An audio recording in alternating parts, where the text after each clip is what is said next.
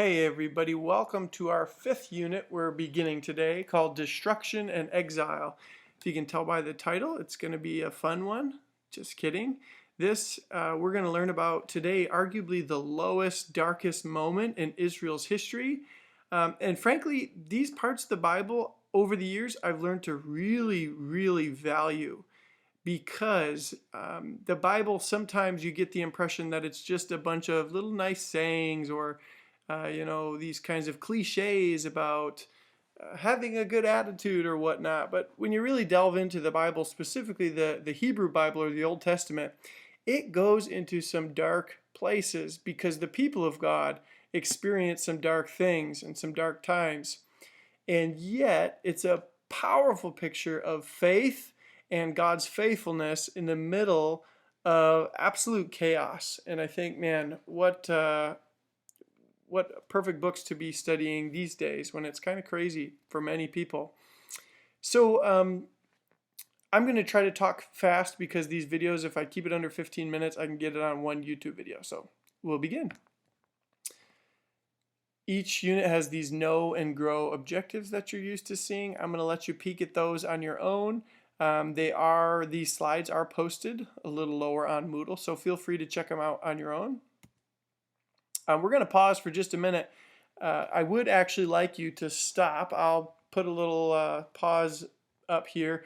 Read 2 Kings 25, 1 through 21, and then come back.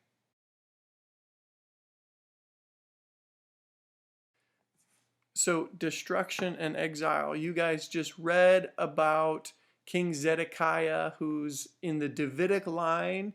Remember, David was promised his descendants would always sit on the throne, and yet what you just read, you read about the Davidic king, Zedekiah, being taken outside the city, and all of his sons executed in front of him, and then his eyes are gouged out, and he's dragged as a captive to Babylon. Imagine sitting on the walls of the city, seeing this, and it's not just this terrible calamity for your nation, but this throws us into a theological problem as well, because didn't God promise us that the Davidic king would always reign in Jerusalem? Like, what's up? All of a sudden, we're thrown into major crisis, which will be a major focal point of this unit. What do we do? The Babylonian Empire became the major power in the ancient Near East in the wake of Assyria's demise. Remember, it was the Assyrians who took out the northern kingdom just before school got changed. In 586 BC, the Babylonian army destroyed the heart of Judah. By the heart of Judah, we mean three things: David's dynasty, the king was so shamefully taken away. Jerusalem as a city was leveled. We'll read about that this week in the book of Lamentations, just the absolute worst and saddest book in the Bible. Check it out. It's actually can be really meaningful to study that book. And the temple, God's house, is destroyed. Now, in the neighborhood of the ancient Near East, if your God's temple gets destroyed, that means your God lost. We'll see God's people wrestling with this idea in Lamentation, saying, wait a minute, did God lose, or did God allow this to happen and even use the Babylonians as his instruments? You'll see they're thrown into this all kinds of questions about how does this work and who is God and is this relationship over? I love this quote from a theological introduction to the Old Testament. All that was visible and institutional, all that seemed theologically guaranteed by Yahweh's faithfulness, all that gave symbolic certitude and coherence, all that was linked to significance, identity, and security was gone. Judah as an identifiable state was swept away, victim of imperial ruthlessness. As an inevitable consequence, Judah's most trusted theological convictions were placed in acute jeopardy. If you remember last week, we're reading Isaiah 1 through 39, and things were getting crazy. Things were getting out of hand, and Isaiah's refrain was, trust God, put your trust in God. Well, we see they didn't, and this is one of the results. is it last year, the Notre Dame, this beautiful cathedral burned down, and you probably at least noticed, whether you cared or not personally, you probably noticed that the world stopped and watched, and many who for whom this was a meaningful, at the very least, a symbol for those who'd been there. It was actually meaningful, connected with maybe even a sense of identity for Christians. And as it burned, people wept. This is just a sliver of what Israel experienced when the temple was destroyed in 586. We cannot overstate the devastation, the significance, the depth of their sorrow. In fact, that's why one of the things you'll be doing is reading Lamentations, because it will give you a window into their pain. I want you to see that. You have to see that to understand this family's story. Couple things. Nebuchadnezzar deports leading citizens of Judah to Babylon. Part of the idea was that, hey, if for the Babylonians, when they conquered people, if you take some of the leadership, that makes a more compliant colony. In other words, people are less likely to rebel if their leadership has been taken away. All of the Old Testament is shaped by this terrible event, and I really mean that. If you have a chance, I'd love you to peek at Psalm 88 and 89. These are really brutal psalms. The first half is about God's faithfulness, God's faithful, God's faithful, God's faithful. But then the second half says, but God, look. And it's calling God into question in a sense. Psalm 89 saying, God, you promised this, and yet look, this is what's happening. You promised that David's heir would always sit on the throne, but he's not.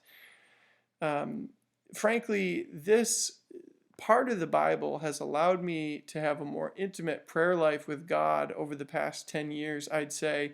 The Bible modeled for me that vulnerable, desperate praying, coming before God as I actually am. And for me, that's been really instrumental in my life with God. Having, you will in your life experience sorrow and tragedy and doubt and death, and being able to come to God and say, God, I don't get it. That's actually put down some deep roots in my relationship with God for sure. We'll look at Psalm 137 in just a minute. The book of Lamentations you'll read this week. And then other parts of the Bible. Some think Job is shaped by this particular event or what follows. Genesis 3, there's certainly kind of a parallel with Genesis 3 and these events, even though Genesis 3 is talking about something way in Israel's past. We don't have time to do this now, but if you'd like to, on Moodle, there is a scene from Avatar that's actually kind of a nice parallel to that experience of the destruction of the temple.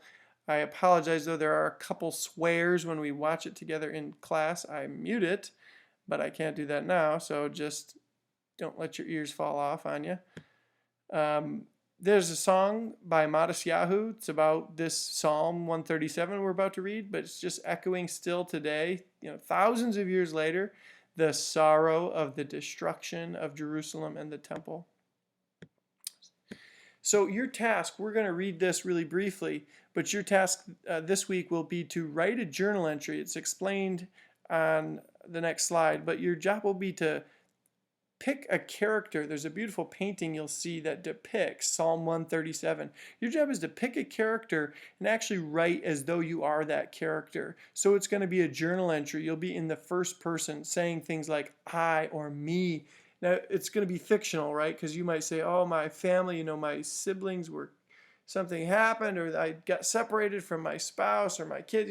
You're going to make it up. But the purpose is to experience this in just a little sliver of what they experienced. Here's the Psalm 137, just a brutal psalm. By the rivers of Babylon, we sat and we wept when we remembered Zion. There on the poplars, we hung our harps. Why are they hanging their harps? Well, harps are a picture of celebration, and they sing. The Psalms are a picture of when we're with God, they're singing, and they put those aside because the good times are over. They don't have a cause to sing anymore, so they set aside their harps.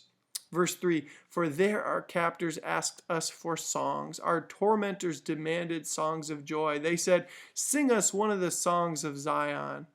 This is just this mocking because, of course, they just destroyed Zion and the temple and the city. And now they say, sing to us one of those songs. How can we sing the songs of the Lord while in a foreign land? If I forget you, Jerusalem, may my right hand forget its skill. May my tongue cling to the roof of my mouth. If I do not remember you, if I do not consider Jerusalem my highest joy. Now in the third stanza, it takes a vengeful turn. Remember, Lord, what the Edomites did on the day Jerusalem fell. The Edomites are neighbors to Israel. Tear it down, they cried, tear it down to its foundations. Daughter Babylon, doomed to destruction, happy is the one who repays you, according to what you have done to us. Happy is the one who seizes your infants and dashes them against the rocks. The end. I mean, such a brutal psalm that gives us a window into all these emotions experienced in the wake of the destruction and the exile. So here are your instructions. Go to the Psalm 137 painting on Moodle. It's a nice high resolution image that you can zoom in. Sorry, gals, these are mostly males depicted as the kind of that elite class that was taken to Babylon. So just pretend you can make up a female characters just fine. But this is a famous painting depicting just some of the emotion. You can almost hear these people in their suffering. If you need a prompt, describe what they're thinking or feeling. What questions does the person have? What is the person saying to others or to God? So after you've done that later in the week, you'll watch a little video introducing the book of Lamentations, and then I'd like you obviously won't be able to do this with a group, but I'd like you to simply read Lamentations through, and it will help you going forward into next week. There's no assignment right now attached to that. I'd like you simply to read it. Thanks so much, folks. Hopefully this is under 15 minutes.